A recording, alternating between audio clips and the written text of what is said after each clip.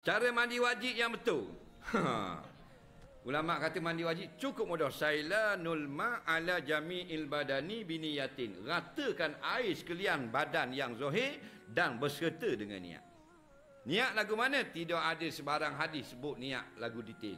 Nabi hanya kata innamal a'malu binniyat. Jadi ulama saja beri pandangan-pandangan tentang niat, maka berlakulah pandangan-pandangan yang berbeza. Jadi kita jamak untuk memudahkan dua cara yang paling mudah niat. Iaitulah aku melakukan mandi wajib atau sahaja aku mengangkat hadas yang besar. Dua saja sudah memadai. Nah, masa mana kita nak niat? Dia kata masa kita mandi. Cuma ulama kata hak mu'tarinah tu kena faham baik. Mana janganlah kita niat dulu lepas tu mandi. Atau mandi lepas tu lak niat. Faham tak? Cuma kita mandi dulu buka air tak atas kepala. Kalau jenis cuah biar kena kepala. Oh kena dah air di kepala aku. Berasa tak kalau air kena kepala kita?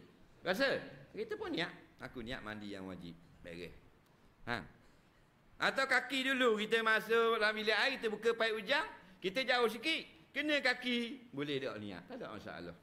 Yang orang duk salah faham, dia nak air dengan niat dalam masa yang sama. Tu ramai salah faham.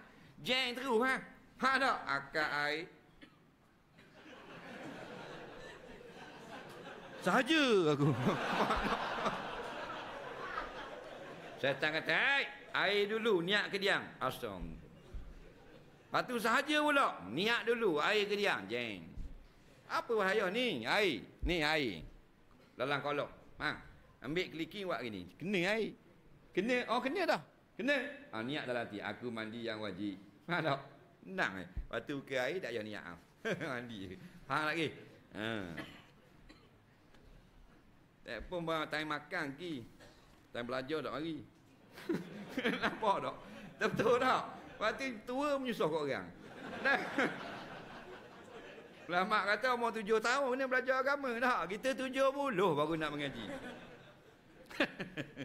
Dulu sibuk projek kontrak gitu gini, jadi menteri, jadi esko, jadi apa, umur 70 baru nak mari belajar. Tu mujur tu 70 tak dah mari masuk kubur terus. Faham tak? Balik awal tu.